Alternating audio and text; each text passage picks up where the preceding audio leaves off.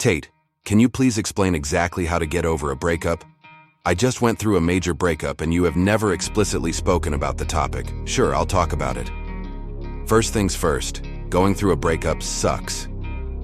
Every single man out there, no matter what they say, understands how painful it is to experience a breakup and knows what heartbreak feels like. It's tough. It's not easy. In fact, I'd argue that men feel more heartbroken than women. I believe that's a fact. I think it's true. And I believe it's because of the possessive nature we have. The idea of her being with someone else hurts more than the idea of you being with someone else hurts her. Secondly, she instantly has way more options than you do. So I think breakups hit men harder than they do women, and I completely understand how tough and painful they can be.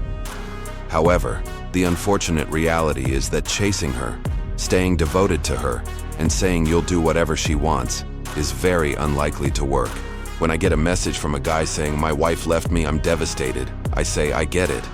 I completely understand how hard it is to lose a woman you've given your entire life to, done countless kind things for, and then, because of one mistake, her innate and absolutely insane level of ungratefulness turns her bitter.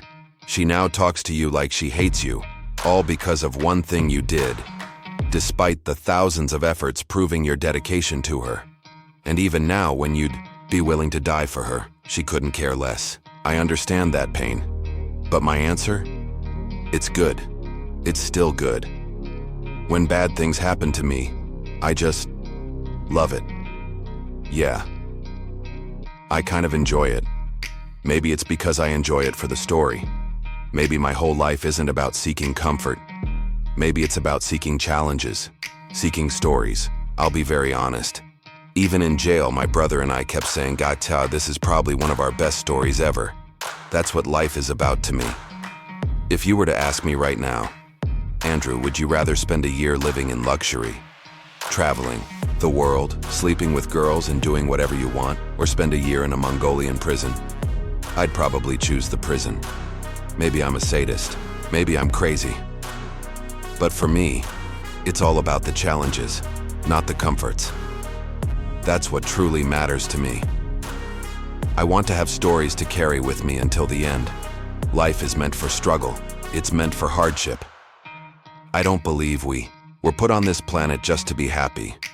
I honestly think we are here to learn, to face difficulties, and to endure suffering. I see life as a test of resilience, and I don't say this in a negative way. If you want to be a man of true substance, your existence must be filled with adversity. Without hardship, there's no real story to tell. That's just the way the world is. A man who has never faced hardship, never struggled, never endured pain, how can he be respected? If life hands you everything on a silver platter, if every day is effortless, not only will people dismiss you, but deep down, you won't even respect yourself. I also believe that a core principle of masculinity, beyond providing, is overcoming.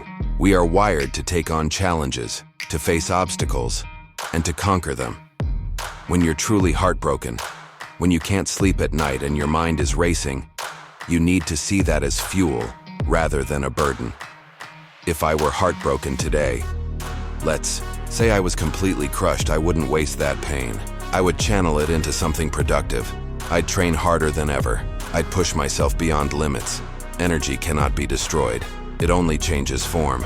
Heat becomes light. Movement turns into friction. However you want to put it, the principle remains the same. The pain inside you is energy. You can't erase it, but you can transform it into something powerful. So accept it, own it, push forward. There's no other way. And sure, having an abundance of women helps, but that's not the core solution. If you lost someone and now feel completely alone, shattered by the thought of her moving on, I get it. That pain is real. But instead of letting it break you, use it as fuel to become a monster, an absolute force. By the time you've molded yourself into that version, you won't even care anymore. If you truly want to move on, set a challenge for yourself. Say, I'm going to carve out a six-pack. I'm going to build my body. And by the time you've transformed, when your arms are stronger, when you've reached that goal, you'll look back and realize that she doesn't matter at all. Think about the moments in your life that truly shaped you. the times when you achieved the most. Chances are, they came from hardship. Maybe it was heartbreak, losing your home, going broke. Whatever it was, that's when you took action. When life is smooth, when everything is stable, when the bills are paid and nothing challenges you, progress slows down. You move at a comfortable pace, getting a little done here and there. But true transformation? That comes from struggle. And that's the secret. That's the shortcut to leveling up. Anything in life that brings you happiness, whether it's a relationship, a career, a situation, also holds the power to cause you immense frustration. You have to accept that. You have to understand that being detached is an advantage. You might say you love something, but at the same time, you need to be okay with losing it. Why? Because confidence in yourself is what really matters. I know that if I lose everything, I can rebuild it.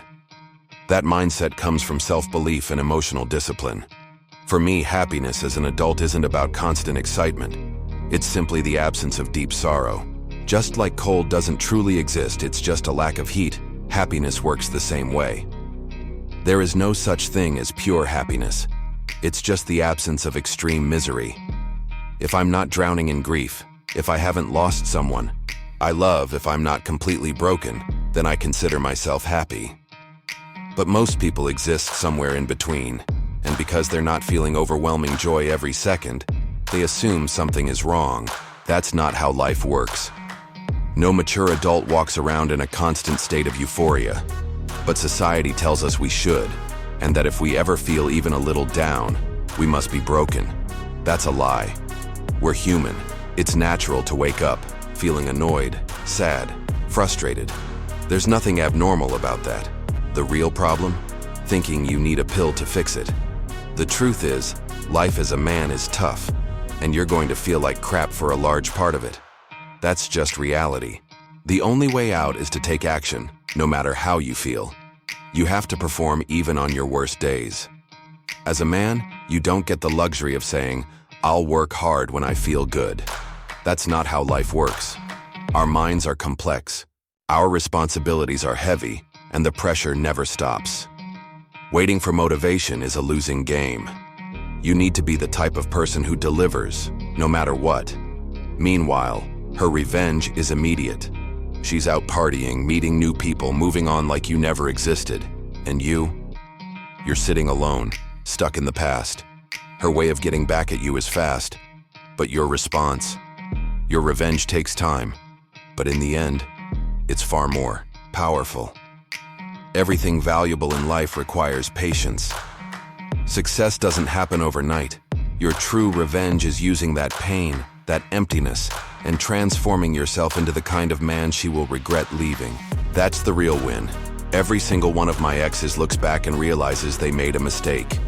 Every single one. They compare their current situation to what they had with me and see the difference.